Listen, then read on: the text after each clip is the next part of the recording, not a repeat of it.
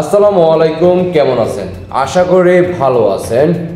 পুরো ভিডিওটা শুনবেন, শোনার পরে আপনাদের ব্যক্তিগত মতামত অবশ্যই কমেন্টে জানিয়ে যাবেন। আর কষ্ট করে একটু দেশবাসীকে দেখার সুযোগ করে দিবেন। দেশে প্রবাসে কে কোথা থেকে দেখতেছেন জানাইতে পারেন। শুনতে থাকুন।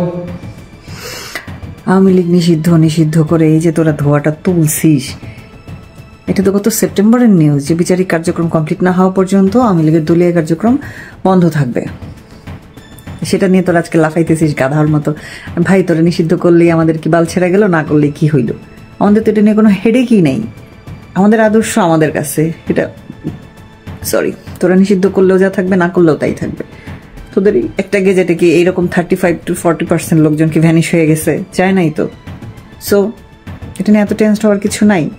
আওয়ামী লীগ ফিরবে, তার নিজস্ব রূপ নিয়ে ফিরবে। কারো ভরসা হয়ে, জারুল ফুল হয়ে, ব্লা ব্লা হয়ে ফিরবে না। এত ফুতুফুতুর দিন নেই। এত নেকুচোদমি পোষে না আমাদের। 16 বছর অনেক নেকুচোদমি দেখছি। এরপর যখন ফিরবে, রিভেঞ্জ নেওয়ার জন্যই ফিরবে। অন্তত আমি অ্যাটলিস্ট রিভেঞ্জ নিব। অন্যরা কি করবে জানি না। অন্যরা যদি রিভেঞ্জ না নেয় তাহলে ওরাও আমার বাদাম খাবে। আমি তার জীবনে মুখ বন্ধ করবো না। আমি 16 বছর অনেক দিন কথা বলি নাই, বলতে পারি নাই। আই হ্যাড সাম লিমিটেশনস, কিন্তু এখন আমার কোনো লিমিট নেই। এরপর দিক ক্ষমতায় আসলে আমার কোনো লিমিট থাকবে না, কিন্তু আমি কিন্তু আবার লিমিটের মধ্যে ঢুকবো না। সো আওয়ামী লীগ নিষিদ্ধ হইল কি হইল না সেটা আমাদের বিষয় না। আমরা নৌকার লোক আসছি, নৌকার লোক থাকবো, নৌকার লোক হয়েই মরবো এবং নৌকার লোক জন্ম দিব। নেক্সট 2-3 প্রজন্ম যেন নৌকা সাপোর্ট করে, যে সে ব্যবস্থা আমরা করে যাব। কারণ আমরা ব্লাডে ক্যারি করি, আমরা দল করি বলি না, আমরা একটা ব্লাডে ক্যারি করে নিয়ে আসি। সো ওই ব্লাডে স্প্রেড করে রেখে যাব। তোরা নিষিদ্ধ করলে আমাদের কিচ্ছু আসে যায় না। মানুষ এটা নিয়ে খুব হইচই করতেছে, কিন্তু আমার কাছে অদ্ভুত লাগতেছে এই যে হাবদাল্লারা, সার্জিসরা তাদের লাস্ট ট্রাম্প কার্ডটাও খেলে ফেলছে। এখন তারা কি করবে? তাদের তো রাজনীতির কোনো ফাউন্ডেশন নেই। নাপা ছাপা জাপা যাই হোক, এদের তো কোনো ফাউন্ডেশন। এদের একমাত্র কাজ ছিল আওয়ামী লীগের পিছনে গুতাগুতি করা। তো সেই তো এখন যদি তাদের ভাষ্যমতো ব্যান হয়ে গিয়ে থাকে, এখন তাদের রাজনীতির ফাউন্ডেশনটা কি হবে? তারা করবেটা কি অ্যাকচুয়ালি? তাদের তো কোনো কাজ কাম নাই। তারা 2 দিন পর এক একটা দল খুলবে। মানে বাংলাদেশে একসময় ছিল কি ঘরে ঘরে অনলাইন পেজ, এরপর হয়ে গেল ঘরে ঘরে স্টার্ট আপ, এখন হয়ে গেছে বাংলাদেশের ঘরে ঘরে রাজনৈতিক দল। নামও কইতে পারি না সবগুলোর, সরি।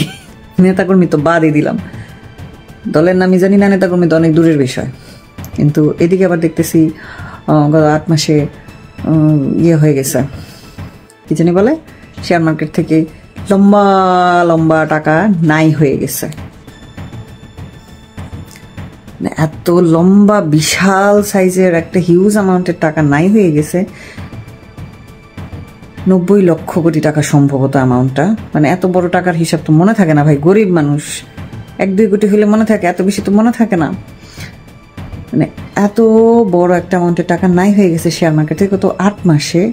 তো দরকার তো জেলে। এখন কে খাইতেছে এই টাকাগুলো?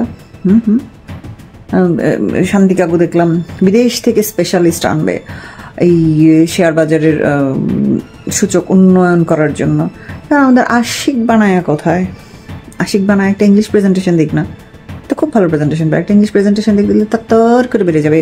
যেমন চিটাগাং পোর্ট, যেমন বিদেশিদের কাছে কোনো টেন্ডার, কোনো কারোর সাথে কোনো আলোচনা ছাড়াই একটা ফরেন নাম বললাম না, বুঝে নেন, ফরেন কোম্পানির কাছে লিজ দিয়ে দিচ্ছে। কেন ভাই?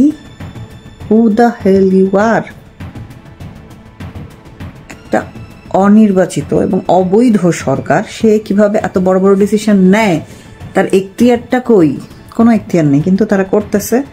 এবং এটা নিয়ে বাঙালি কোনো আওয়াজ নাই। আমাদের যে স্পেশাল আনু মোহাম্মদ স্যার ছিলেন, সুদানের ফোয়া দ্য গ্রেট, সে গত 15 বছর বহুত পকর করেছে, কিন্তু এখন তার কোনো আওয়াজ পাওয়া যাচ্ছে না, কোথাও নাই। সে খুব সুশীল, সে যে একটা পোস্ট দিয়েছে, গোয়াজম নিজামের বাংলা কি করে হলো, ব্লা ব্লা ব্লা। বঙ্গবন্ধু নামটা মুখে আনতে পারে না, কারণ মুখে আনলে তো তার পুটকির সাল থাকবে না। তার মানে লম্বা একটা ঘুম দিয়ে উঠে সে এই প্রসব পড়ছে, এই অশ্বডিম্ব। মানে এতদিন তাদের খুব কষ্ট ছিল, অনেক দুঃখে ছিল, কিন্তু তার সবচেয়ে বেশি দুঃখ হয়েছে, তার চেয়েও বেশি দুঃখ হয়েছে যে সে ইউএসআইডির টাকা থেকে মাত্র 1.5 লাখ টাকা পাইছে। আর পোলাপানগুলো এক একজন কোটি শত শত হাজার হাজার কোটি টাকা কামাই ফেলছে, সে মাত্র 1.5 লাখ টাকায় এত বড় বড় বয়ান তারা আর পুষতেছে না আসলে। এই জন্য আনু মোহাম্মদ নোটের ফুতে কোনো আওয়াজ নাই। মানে বাঙালিদের ভিলুটা আমি শুধু দেখলাম, এতদিন তারা খুব পকর পকর করছে এই সেই হ্যান ত্যান, এখন তাদের মুখে কোনো ধরনের কোনো আওয়াজ পাওয়া যাচ্ছে না।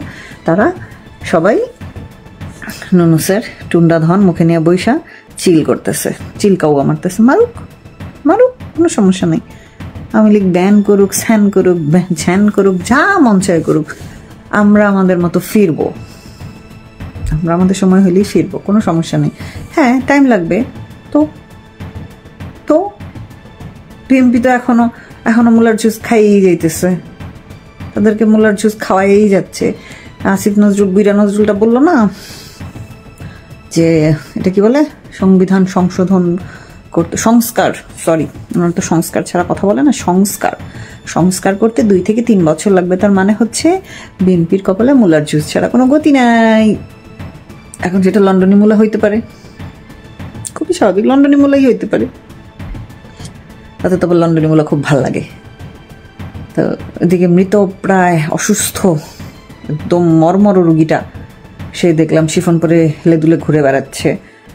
এতদিন তারা বলতো আওয়ামী লীগ, শেখ হাসিনা স্লো পয়জনিং করে তাদের নেত্রীকে মেরে ফেলতেছে। তো শেখ হাসিনার স্লো পয়জনিংয়ের এত গুণ যে এইরকম লিভার সিরোসিসের রোগী বছরের পর বছর বেঁচে আছে।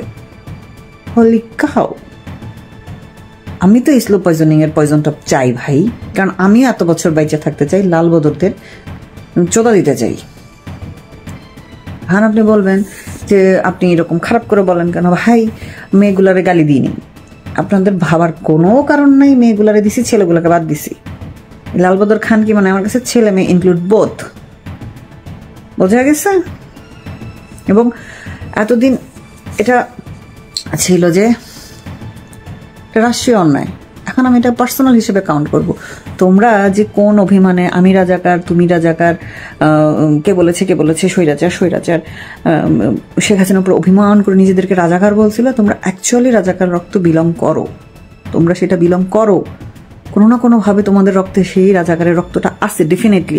আই ট্রাস্ট দিস, আমি জানি রাজাকার শব্দের মানে কি। আমি তো নিজেকে কোনোদিন মইরা গেলেও রাজাকার বলতে পারবো না, অসম্ভব। তোদের বাপ মা নাই খানকিরা, তোরা যে সারাদিন যে রাস্তাঘাটে এগুলো কইরা বেড়াস, বাসায় ঢুকোস না।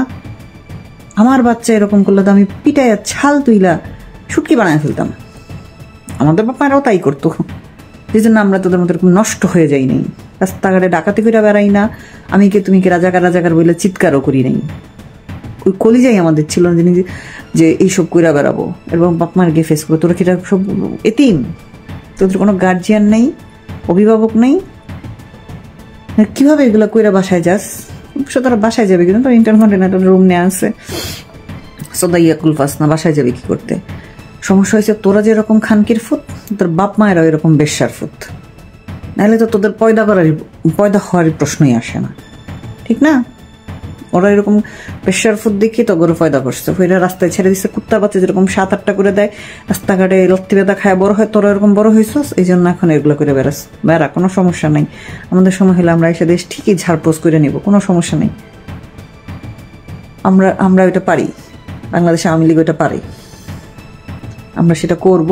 তোরা এটা নিয়ে কোনো হেডেক নিস না, কোনো চাপ নিস না, খালি চিন্তা কর আওয়ামী লীগ ব্যান করছিস, এরপর তোরা রাজনীতিটা করবি কি বাল দিয়া, এটা চিন্তা করা। তোদের কোনো ফাউন্ডেশন তো নাই, একমাত্র আওয়ামী লীগ তসবি জবা ছাড়া। এই তসবি তো তোরা কাইটা ভাসায় দিছস, এখন তোরা কি নিয়ে রাজনীতি করবো এটা ভাব, কুলজা বাইর কর, দেখি তোদের কি হ্যাডম তোদের কুলজার মধ্যে।